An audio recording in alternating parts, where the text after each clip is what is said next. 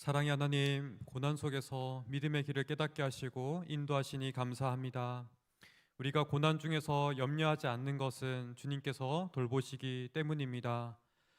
주님의 말씀을 통하여 함께 하시는 하나님을 깨달아 알게 하시고 믿음으로 반응하여서 주님의 뜻에 합당한 자들로 살게 하여 주옵소서.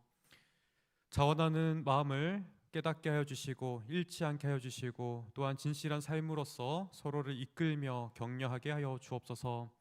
주님의 몸된 교회를 온전히 이루기 원합니다. 우리 안에 있는 믿음과 소망이 가득하여 사랑하는 삶으로 나아가도록 인도하여 주옵소서. 예수님의 이름으로 기도드립니다. 아멘. 함께 보실 말씀은 베드로전서 5장 1절부터 14절 말씀입니다. 신약성경 383면에 있습니다.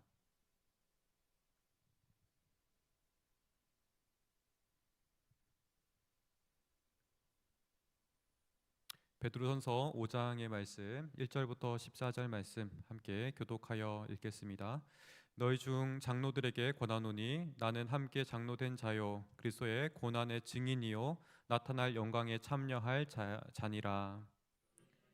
하나님의 양무리를 치되 억지로 하지 말고 하나님의 뜻을 따라 자원하며 더러운 이득을 위하여 하지 말고 기꺼이 하며 맡은 자들에게 주장하는 자세를 하지 말고 양무리의 본이 되라. 그리하면 목자장이 나타나실 때 시들지 아니하는 영광의 관을 얻으리라. 젊은 자들아 이와 같이 장로들에게 순종하고 다 서로 겸손으로 허리를 동이라. 하나님은 교만한 자를 대적하시되 겸손한 자들에게는 은혜를 주시느니라. 그러므로 하나님의 능하신 손 아래에서 겸손하라. 때가 되면 너희를 높이시리라. 너희 염려를 다 주께 맡기라.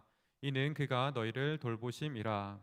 근신하라 깨어라. 너희 대적 마귀가 우는 사자같이 두루 다니며 삼킬 자를 찾나니 너희는 믿음을 굳건하게 하여 그를 대적하라. 이는 세상에 있는 너희 형제들도 동일한 고난을 당하는 줄을 알미라. 곧 그리스도 안에서 너희를 부르사 자기의 영광 들어가게 하신 이가 잠깐 고난을 당하 친히 온전하게 하시며 굳건하게 하시며 강하게 하시며 털을 견고하게 하시리라. 권능이 세세 무궁하도록 그에게 있을지어다. 아멘. 내가 신실한 형제로 실로안으로 말미암아 너에게 간단히 써서 권하고 이것이 하나님의 참된 은혜임을 증언하노니 너희는 이 은혜에 굳게 서라. 택하심을 함께 받은 바벨론에 있는 교회가 너에게 문안하고 내 아들 마가도 그리하느니라. 너희는 사랑의 입맞춤으로 서로 문안하라. 그리스도 안에 있는 너희 모든 이에게 평강이 있을지어다. 아멘. 베드로전서를 읽으면 고난과 믿음에 대한 이 주제를 많이 생각할 수밖에 없습니다. 먼저 베드로가 편지를 쓰는 상황 자체가 고난이기 때문에 그렇습니다. 베드로전서 5장의 서신을 마무리하면서 베드로는 자신이 어디에 있는지 암시적으로 표현합니다. 1절에서 그리스도의 고난의 증인이라 말을 하면서 또 동시에 13절에서 바벨론에 있는 교회가 너에게 문안한다라고 했습니다. 여기서 바벨론이라는 이 지명은 실제 위치가 아니라 암시적인 위치입니다. 로마 시를 가리키는데요. 밖의 상황 속에서 그가 로마에 있다라는 것을 이같이 표현하였습니다. 베드로는 로마 중심지에서 박해가 가장 직접적으로 미치는 그곳에 경험하였고 또 그곳에서 편지를 쓰고 있습니다. 1절과 13절을 종합한다면 베드로는 이같이 박해의 중심지에서 그리스도의 고난의 증인으로서 편지하고 있습니다. 보통은 바울 서신서에서는 편지의 서두에서 자신을 소개하는데 베드로전서에서는 끝자락에서 자신을 소개합니다. 아마도 고난 속에 있는 신자들을 격려하고 위로하는 일이 가장 긴급한 일이라고 생각했기 때문일 것입니다.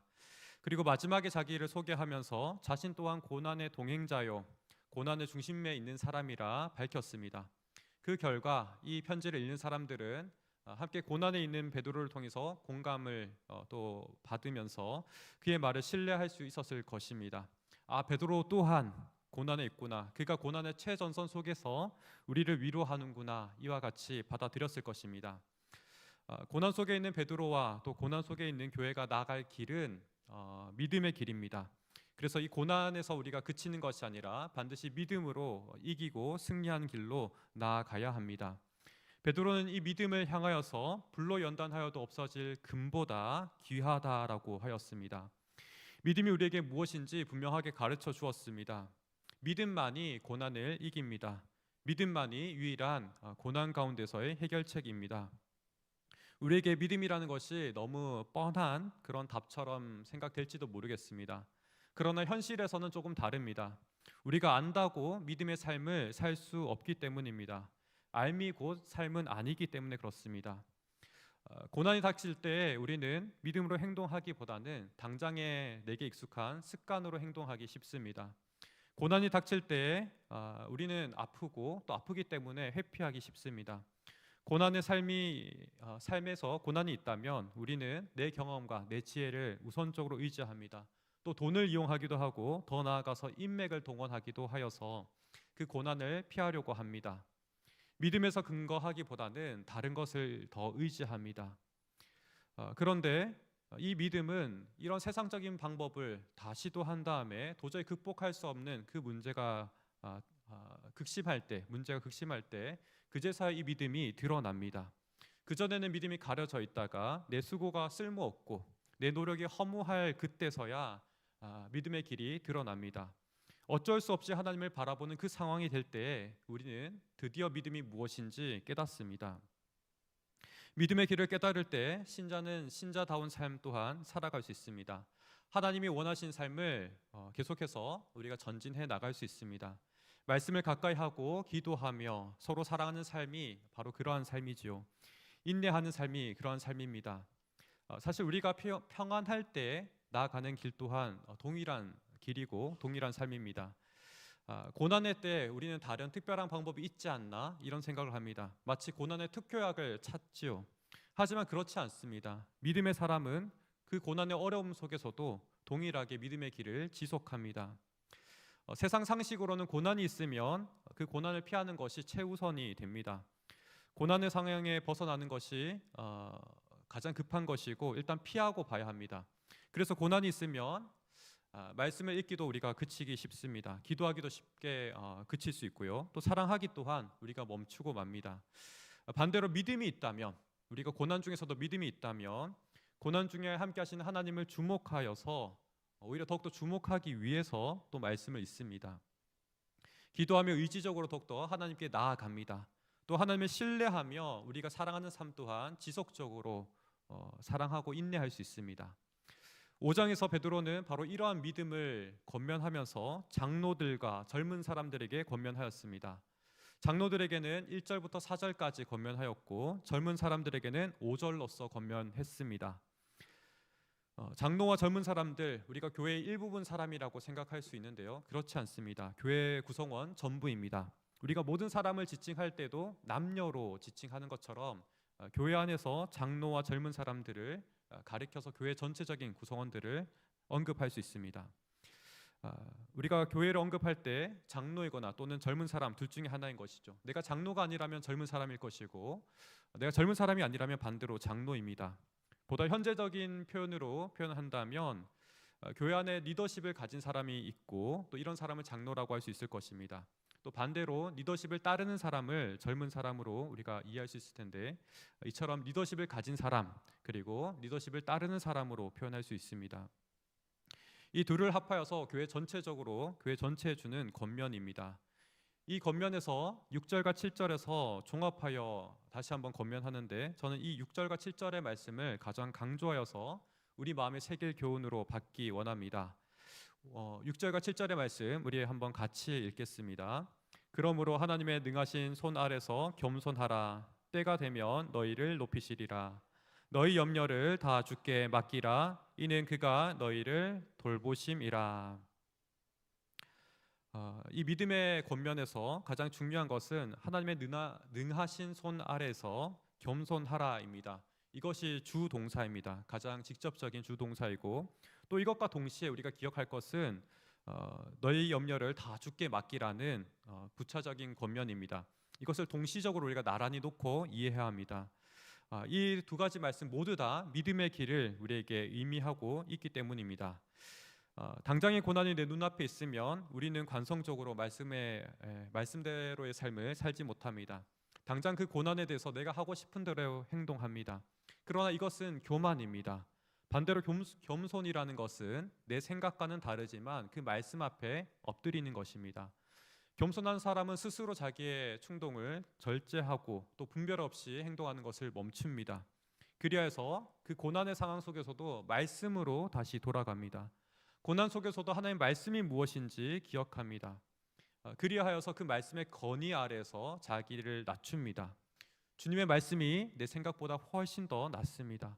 주님의 말씀이 내 삶에 지금 처하고 있는 이 고난 속에서 정답입니다 라고 고백하는 것입니다. 물론 이러한 고백은 단순히 내 의지만으로 할 수 있는 것은 아닙니다. 그래서 이어지는 너희의 염려를 다 주께 맡기라, 이것을 나란히 놓고 이해해야 합니다. 우리가 언제 주님께 염려를 다 맡길 수 있겠습니까?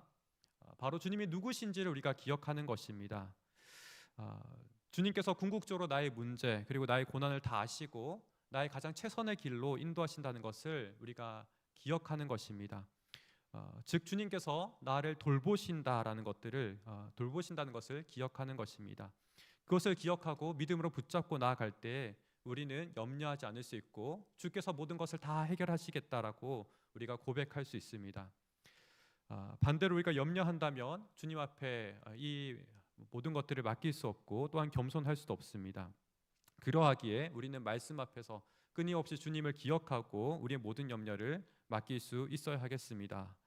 그래서 6절과 7절의 이 두 가지 권면은 서로 다른 권면이 아니라 하나의 권면입니다. 진정한 해결사가 되시는 하나님을 우리가 신뢰하고 믿음으로 반응하는 것입니다. 고난에 대해서 충동적이고 그리고 관성적인 행동으로 하는 것이 아니라 하나님을 믿고 믿음의 반응으로서 행동하는 것입니다. 더 구체적인 내용은 앞선 장로들에게 주는 권면과 또 젊은이들에게 주는 권면입니다. 권면에 앞서서 2절에서 베드로는 단서를 답니다. 상호간의 관계에 대한 권면인데 그 대상이 하나님의 양무리라고 밝혔습니다. 장로들이 젊은 사람들에게 권면할 때, 리더십을 발휘할 때 이 무리들이 장로의 무리가 아니라는 것입니다. 그들의 소유는 더더욱더 아닙니다. 궁극적으로는 하나님께서 이 양무리를 다스리시고 인도하시는 분이십니다. 그러하기에 장로들은 이러한 양무리를 이끌어감에 있어서 보다 성숙한 자로서, 보다 이 믿음의 길을 걸어가는 길에서 앞선 자일 뿐입니다. 이 관계를 비유적으로 이해한다면 부모와 자녀의 관계 속에서 형제의 모습과 같을 것입니다. 저에게도 두 자녀가 있는데요, 두 딸이 있습니다. 언니가 있고 동생이 있는데 이들의 역할이 한편으로는 이 모습을 비유적으로 이해할 수 있을 것 같은데요, 두 자녀 모두 다 부모에게 순종해야 합니다. 이 순종한다고 할 때 언니가 동생에게 순종을 강요할 수가 없습니다. 저희 딸 또한 이제 좀 자라서 이건 이렇게 해야 돼라고 동생한테 말할 때가 있는데, 그것을 강요할 때는 동생 또한 받아들이지 못하고 짜증을 내고 서로 싸우게 됩니다. 그와 같은 모습이 아닐까 싶습니다. 둘 다 자녀로서 부모에게 순종해야 되지만 동생에게 보이는 것은 삶의 모범으로서 가르쳐 주는 것이죠. 보다 언니로서 성숙한 모습으로서 부모에게 어떻게 순종하는 것인지 보여줄 뿐입니다. 언니가 동생에게 이 순종을 결코 강요할 수가 없습니다. 이처럼 장로는 능력이 탁월한 사람이 아닙니다. 또 스스로 증명하는 사람 또한 아니고 이득을 만드는 사람 또한 아닙니다. 현실에서 우리는 이 장로라고 할 때 탁월해야 되고 스스로의 능력을 증명해야 하며 이득을 만들어내야 되는 사람처럼 생각하기 쉽습니다. 그러나 말씀에서는 분명하게 그러한 사람이 아니라고 말하고 있습니다. 우리는 이 장로를 우리의 인간적인 생각을 바라보게 되면 계속해서 부담스럽습니다. 하지만 베드로는 이 자리를 결코 부담스럽게 만들지 않았습니다. 오히려 명확하게 장로라는 그 위치는 믿음의 길을 걷는 위치라는 것을 분명하게 깨닫게 합니다. 2절부터 3절에서는 이 권면을 세 번의 부정과 세 번의 긍정으로 표현합니다. 첫째로는 목양을 하되 억지로 하지 말라라고 말하고 있습니다. 하나님의 뜻을 따라서 자원하라고 말을 하고 있습니다. 저 또한 이 권면 앞에서 묵상할 때 자유롭지는 않습니다만 사역을 하다 보면 우리 또한 억지로 해야 되는 상황을 마주할 때가 있습니다. 억지로라도 해야 되는 그런 부담감에서 우리가 벗어나지 못할 때가 있습니다. 그러나 베드로는 그러지 말라라고 합니다. 자원하라고 말을 하고 있습니다. 믿음의 사람은 어떤 주님의 일을 할 때 강제로 하는 것이 아니라 사실 자원하여서 행하기 때문에 그렇습니다. 이러한 권면과 더불어 이어지는 두 번째 권면에서는 더러운 이득으로 하지 말고 기꺼이 하라고 말하고 있습니다. 기쁨으로 감당하라는 것입니다. 억지로나 또 이득을 위해서 하지 않고 자원하여서 기쁨으로 감당하라고 권면하고 있습니다. 이런 권면을 받을 때 우리는 내면을 돌아봅니다. 섬김의 자리에서 가장 중요한 두 가지 기준을 꼽는다면 바로 이것일 것입니다. 우리가 자원하는 것이고 기쁨으로 하는 것입니다. 리더십을 가진 사람이 먼저 내적인 동기와 그 기쁨을 잃어서는 안 됩니다. 물론 우리가 이 기준에 내가 미치지 못한다고 하여서 나의 섬김의 자리를 내려놓을 것도 아닙니다. 다만 나의 태도를 다시 한번 살펴보고 그 태도를 달리해야 합니다. 내가 정말 사역을 하면서 자원하는 마음과 기쁨을 잃어버리지는 않았나 이렇게 돌아봐야 합니다. 또 다시 내가 주님의 기쁨을 찾아야겠다라고 다짐하는 것이 중요합니다. 그 기쁨을 회복해야겠다라고 우리가 마음먹은 것이 중요합니다. 나와 함께 하시는 그 주님을 믿음으로 바라보고 또 만나야 합니다. 그 기쁨을 회복하지 않고서는 우리가 진정한 주님의 사역을 감당할 수 없기 때문입니다. 그래서 베드로는 바로 이러한 건강한 내면과 더불어서 3절과 같이 이어서 행동하라고 권면합니다. 3절의 말씀 우리 함께 읽겠습니다. 맡은 자들에게 주장하는 자세를 하지 말고 양무리의 본이 되라. 주장하는 자세를 세번역에서는 지배하려고 하지 말고라고 번역했습니다. 또 우리말에서는 군림하는 자세로 하지 말라라고 하였습니다. 강제로 하지 말고 모범이 되라는 것입니다. 어떻게 모범이 될 수 있겠습니까? 이 또한 앞서 언급했던 2절의 모습과 같습니다. 자원하여서 기쁨으로 사역을 감당하는 그 모습으로 모범을 보여줄 수 있습니다. 이는 다름이 아니라 믿음으로 사역을 하는 모습을 보여주는 것입니다. 이어서 베드로는 젊은 사람들에게도 적절한 권면을 주었습니다. 바로 장로들에게 순종하되 다 서로 겸손으로 허리를 동이라라고 권면하였습니다. 아마도 장로들은 믿음의 모범을 보인다면 젊은 사람들 또한 마땅히 또 기꺼이 순종할 수밖에 없을 것입니다. 그러나 이 젊은 사람들에게 주는 권면 또한 고난을 상정한다면 쉬운 상황이 아닙니다. 당장 사람이 매맞고 있고 불합리한 일들을 겪는다고 상상해 보십시오. 장로들의 권면을 따르고 있는데 이러한 상황이 여전하고 상황이 더욱더 지속할수록 심해진다라고 생각해 보십시오. 그런 상황에서도 믿음으로 인내해야 될지 의문이 들 것입니다. 그러나 그런 상황에서도 동일하게 순종하고 믿음으로 나아가라는 것이 베드로의 권면입니다. 그렇기 때문에 이 젊은 사람들 또한 믿음으로 하나님의 손길 아래 겸손해야 합니다. 동시에 이 고난 상황 속에서도 돌보시는 하나님을 신뢰하면서 그들의 염려를 주께 맡겨야 합니다. 믿음으로 반응하지 않고서는 이처럼 순종할 수 없기 때문입니다. 바로 이와 같이 장로들과 젊은 사람들에게 권면하면서 베드로는 주님께 겸손하고 또 돌보심을 신뢰하며 염려를 다 맡기라고 합니다. 이것이 곧 고난에 대한 믿음의 삶이고 이들 모두가 이런 삶을 살아갈 때 교회를 굳게 세우는 길이기 때문입니다. 고난이 있는데 서로 만약에 반목한다면 또 자신만을 주장할 뿐이라면 그 교회는 설 수가 없습니다. 설령 우리에게 닥치는 그 고난의 정도가 8절과 같이 대적마귀가 우는 사자와 같이 두루다니며 삼킬 자를 찾는다 할지라도 우리가 하나님의 손길 안에 겸손하며 또 우리의 염려를 주께 맡긴다면 그 어떤 상황에서도 교회는 든든히 세워져 갈 것입니다. 비록 불같은 고난이 있다 할지라도 세상의 모든 것을 녹이는 그러한 극심한 박해가 있다 할지라도 교회는 견고할 것입니다. 이때 무엇보다도 우리가 끝까지 지킬 것은 믿음으로 주님을 신뢰하며 교회 안에서 서로를 대함에 있어서 본으로서 행동하고 또 믿음으로서 순종하는 것입니다. 먼저 리더들은 믿음으로 자원하여서 기쁨을 잃지 않아야 합니다. 그리고 더 나아가서 자원하는 기쁨의 모습으로 모범을 보여야 합니다. 또 따르는 사람 또한 그 리더십에 순종하며 어려울 때 서로 순종하는 또 격려가 있어야 합니다. 다른 사람들은 겸손의 띠로서 서로 일치를 이루어야 합니다. 힘을 낼수록 이같이 힘을 낼수록 우리가 말씀 앞에 더욱더 겸손하며 주의 교회는 든든히 세워져 갈 것입니다. 사랑하는 성도님들, 고난 앞에서 우리가 이와 같이 살아가는 것은 저 또한 매우 어렵다는 것을 깊이 이해합니다. 그러나 분명한 것은 이 고난 가운데서 주께서 함께 하신다는 것입니다. 전능하신 그 손길이 함께 하시고 때가 된다면, 하나님의 때가 된다면 반드시 우리를 영광의 간으로 씌워 주실 것이기 때문입니다. 우리를 높이실 그 하나님을 신뢰하며 우리가 여전히 믿음으로 나아가기를 소망합니다. 말씀 앞에서 겸손하여서 순종하기 원합니다. 또한 우리의 모든 염려를 주께 맡기며 자원하는 마음으로 우리가 나아가기 원합니다. 그러할 때 우리의 교회가 불로 연단하여도 귀한 금보다 불로 연단한 금보다 귀한 그 믿음으로 우리 교회에 분명히 나타날 것이고, 또 이러한 모습이 우리 각각 성도의 삶 가운데 하나님께서 함께 하심으로 또 도우시고 능히 그 고난을 이기게 하실 것입니다. 이런 은혜가 각각의 삶에 가득하기를, 또한 의동교회 위에 가득하기를 소망합니다. 우리 말씀을 기억하면서 함께 기도하기 원합니다. 두 가지 기도 제목으로 먼저 기도하겠습니다. 먼저 리더들에게 주시는 말씀을 기억하며 하나님의 전능하심 우리가 기억하며 나아가기 원합니다. 자원하는 마음, 또 기쁨의 그 마음을 잃지 않도록 하여 주시고 섬김의 그 자리 가운데 설 수 있도록 우리가 간구하기 원합니다.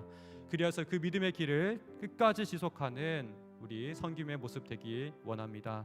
이어서 우리 따르는 자들, 우리 젊은 자들 또한 모든 성도님들 또한 염려하는 그 상황 가운데서도 믿음으로 주께 맡기며 또한 질서에 순종하고 또 서로를 격려하는 모습이 있기를 간절히 기도하기 원합니다. 그리하여서 우리에게 어떠한 고난이 있다 할지라도, 불로 참 모든 것을 녹일 것 같은 그런 어려움이 있다 할지라도 우리가 그 상황 가운데 믿음으로 나가는 우리 교회 되게 해달라고, 우리 각각의 성도의 삶이 되게 해달라고 이 시간 간절히 기도하기 원합니다. 함께 기도하겠습니다.